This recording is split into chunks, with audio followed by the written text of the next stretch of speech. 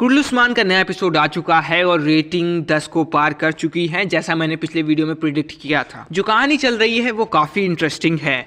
बाला खातून और शेख अदब अली फांसी के फंदे पर हैं और इस्माइल खातून ने उन दोनों को लटकाने का हुक्म दे दिया है। सऊद की हालत बहुत ख़राब है, लेकिन सुल्तान अलाउद्दीन की मदद से मेरे हिसाब से ये बीमारी ठीक हो जाएगी। नए ट्रेलर में उस्मान बे कैद में हैं और सुल्तान का ये कहना है कि जो तुमने किया है उसके लिए तुम्हारी मौत पक्की है, लेकिन इस्माइल खातून उस्मान को कोर्ट से पहले कैद में ही मार डालने का प्लान बना रही है। आज डिस्कस करेंगे कि कैसे उस्मान बे इस मुसीबत से बच सकते हैं, कौन बचाएगा शेख अदब अली और बाला खातून को, और क्या अगला एपिसोड सुल्तान मसूद का आखिरी एपिसोड होगा। वैसे अगर आप चैनल पर नए हैं तो चैनल को सब्सक्राइब कर लीजिए और ऐसे वीडियोस के लिए चलिए वीडियो शुरू करते हैं।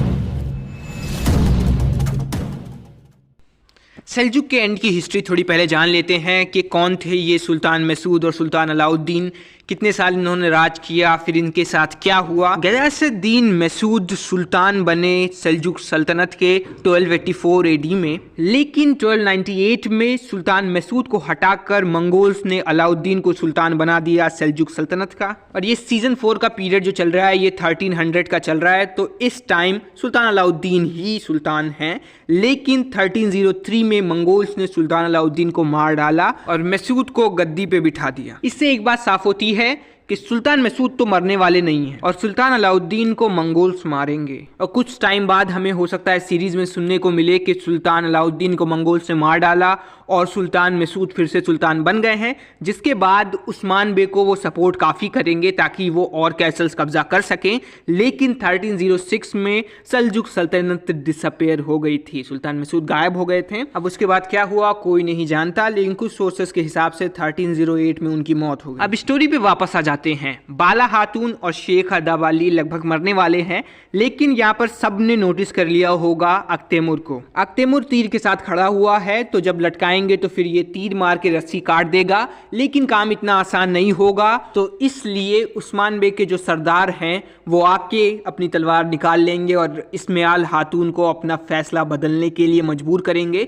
इसमें ओक्तम बे भी रहेंगे मेरे हिसाब से। ओक्तम बे के बारे में मैं इतना कहना चाहता हूँ कि बंदा अच्छी चीजें करना चाहता है, लेकिन कभी मौका नहीं मिलता उसको उस्मान बे को सपोर्ट करने का। और इसका सबसे बड़ा रीज़न है इनकी बीवी बेंगी खातून। लेकिन ट्रेलर से ऐसा लग रहा है कि इसको पता चल गया है मैं कितनी बड़ी गलती कर रही थी, एंड इस्माइल खातून को साफ साफ बता दिया है कि मैं अब तुम्हें सपोर्ट नहीं कर सकती। इसके बाद बाला खातून और शेख अदब अली बच जाएंगे, लेकिन उस्मान बे को अरेस्ट कर लिया जाएगा। सुल्तान अलाउद्दीन भी कैसल में पहुंच जाएंगे और उस्मान बे को कैद कर लिया जाएगा। अब यहाँ पर मसूद और उस्मान फंस चुके हैं, लेकिन दोनों की बचने की जिम्मेदारी हिस्ट्री लेके खड़ी हुई है, क्योंकि एक बंदे को अभी स्टेट इस्टेब्लिश करना है और दूसरा बंदा अपने स्टेट के गिरने के साथ ही आखिरी सांस लेगा। यहाँ पर उस्मान बे की पूरी कोशिश होगी कि सुल्तान अलाउद्दीन को सच दिखाया जाए, और मेरे हिसाब से यही एक बचने का रास्ता है। अब कोर्ट में उस्मान बे की बेगुनाही साबित करने के लिए बहुत लोग हैं।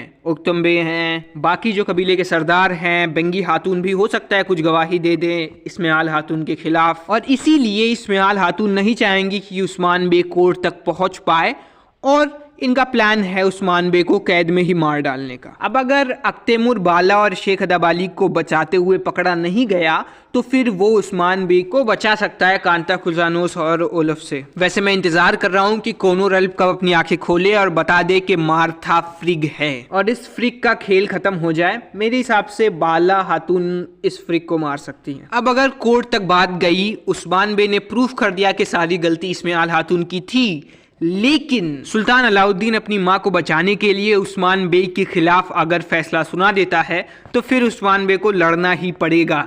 इसमें मदद कर सकते हैं तुर्गुत बे और उस्मान बे के बाकी एल्ब्स, और ओक्तम बे और बाकी सरदार भी काफ़ी मदद कर सकते हैं। परिंदर बे का क्या होगा मुझे कुछ समझ में नहीं आ रहा है, क्योंकि वो तो अभी अपनी साइड चुन रहा है। वैसे मानना पड़ेगा कि इस्माइल खातून सबसे खतरनाक विलन्स में से एक है। वैसे 1-2 एपिसोड में इनका खेल खत्म हो जाएगा। जहां तक बात पिछले एपिसोड की है, एपिसोड बहुत अच्छा था। मुझे वो सीन बहुत अच्छी लगी जब उस्मान बे अर्तुगरुल गाजी की कब्र पे जाके वो बातें करते हैं, और अगर उसी सीन में इंगिन आल्तान वाले अर्तुगरुल के फ्लैशबैक्स दिखा देते तो यार मज़ा आ जाता। वैसे पॉसिबल नहीं था क्योंकि बुराक ऐसा होने नहीं देंगे, और अगर बुराक मान भी जाए तो टीआरटी ऐसा होने नहीं देगी, क्योंकि अर्तुगरुल के राइट्स टीआरटी के पास हैं और उस्मान ATV चैनल पर आता है। वैसे अगर एक आदमी चाहता तो सब कुछ हो जाता, महमद बुज़दाग। तो कमेंट सेक्शन में अपने गेसेस ज़रूर बताना अगले एपिसोड को लेकर।